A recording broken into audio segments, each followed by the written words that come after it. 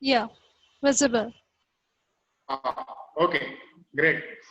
So as since like we have we have a really insightful thought from both of our eminent speakers about the rural livelihood segment and pertaining to the sustainable development perspective. Uh, I actually wanted to add few more of the points, provided the points already have mentioned and explained very well here. So I'll say what are the rural areas in India? What is the definition of rural area? So once if you have seen, if you are going through the slide, so this is the, as per the RBI definition, the population density 400 kilometers square is a rural area, uh, where more than 75% of people, or the villagers, or the person who are living there, are actually involved into the uh, agriculture allied activities. Their main livelihood is actually the agriculture part. So that particular place can be actually considered as a rural area, uh, whose service bounded not to municipal board, then population less than 49,000. So these are some of the figures, and that these figures basically define the rural area. And then we talk about the rural market. Uh, so we have nearly 6.1 lakh of villages in India. The per capita income is somewhere around 40,000, 41,000. Income that we are expecting to grow twice.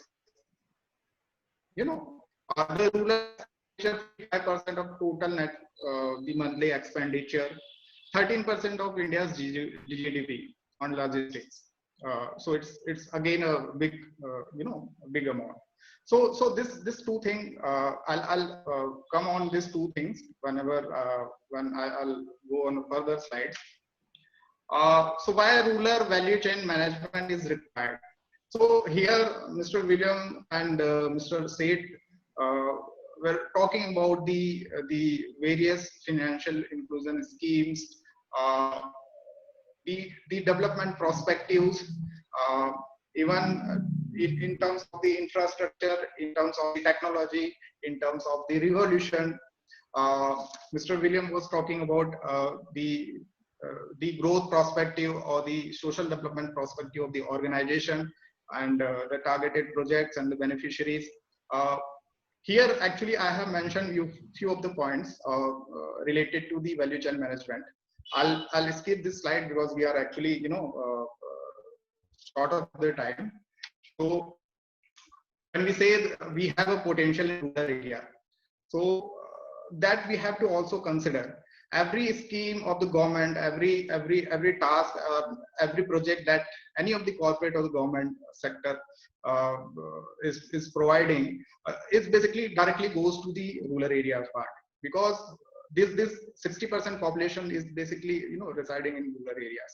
Now we here are talking about the schemes, we are here talking about the growth perspective, we are here talking about the facilities, we are here talking about the available resources, we are here talking about the institutes, or the the the overall perspective, that those are available for the development, individual development.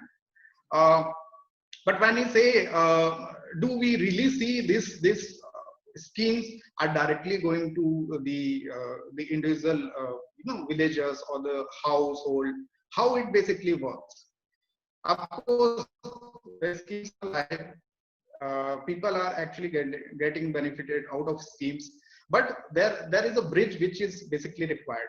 Uh, so this is a simple value chain prospect. There is nothing to basically explain about this.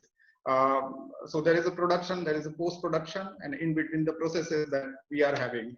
Uh, I have added this map just to give understanding that rural India is literally doing nothing.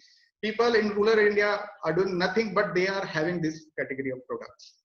Once they start adding value to the system by adopting the integrated approach, for the individual development or the community development, then there would be different scenario altogether, or different figures than we would talk about in terms of the products also. But this is as if now we can just see, we can see the states, we can see the products in the states, by default the products are there. Once you go in the rural part, you will get these products. I am in Chhattisgarh.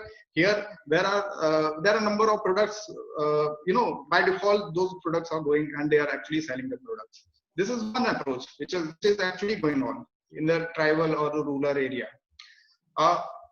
This is the figure that we see to 2023 will reach somewhere if we just focus on the agriculture part. The products which are agriculture based product, if we focus on those products, these are the figures that will reach on. But why we cannot target the bottom of the pyramid? Why? Like as a social development professional, when I go, I'll not go on the figures, I'll not go on the big things. I'll just share the experience when I go to my nearby villages. I am living in Korba. It's a tribal area. When down the line 8 to 10 kilometers when I go, so there is no financial literacy. There is no the understanding of the bank loan and the prospects. Of course, the schemes are there. Of course, the projects. If we talk about the reskilling, or we talk about the skill development part, of course those things are there. The infrastructure part is there, the technology part is there, everything is there. But why every individual is not taking part for the inclusive growth of the society? This is the question. So why we are lacking? So there is something. As for the study, I have written few of the things: access to finance, non-tariff barriers, market access, capacity building. Like we have to mobilize, we have to give the understanding, of the products. We have to give them the market access. We have to give them understanding of the financial inclusion, which Mr. Seth has very rightly, communicated to us. So these are the barriers, and down the line we are actually, trying to bridge in between with the technology, with the support of the government schemes, with a number of ways. So again, my question is why we are lacking? Why we are lacking? When we have production capacity, we have huge capacity for the production. We have the consumer side, we have the schemes and policies, and we have huge potential for the execution. This apart from this, there are few more points that already we are having, and not right now 2020 we are having since long. So why we are lacking? So I think we are lacking because we are not working as an aggregator or the facilitators. Me as a part of the NGO, or me as an individual, as a social development professional, when I see there is a huge requirement in this segment to be as an aggregator, to be as a facilitator, to basically give them an understanding of the scheme, to basically let them understand what are the prospects. Because once you give them the understanding, then they will basically work and act. And you have to be there in the system for due course of time. We cannot just go give them an understanding and then we can move out from that particular set of segment. So we have to invest our time to basically give them a proper category of understanding, where then they can understand the growth perspective.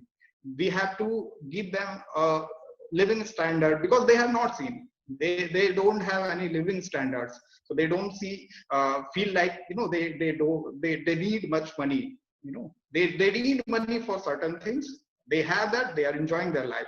But now we as a responsible citizen, we have to work as an aggregator, we have to work as a facilitator, we have to be the bridge in between the value chain or the supply chain, whatever the terminology would be, and we have to work as a catalyst, I think. So with this note, I'll end up my presentation part, and I just wanted to hand over the communication to Dr. Chetna, Meanwhile, I also wanted to thank once again to Mr. Rajiv Sethji for giving us time and insight about the financial inclusion and especially the sustainable livelihood prospect.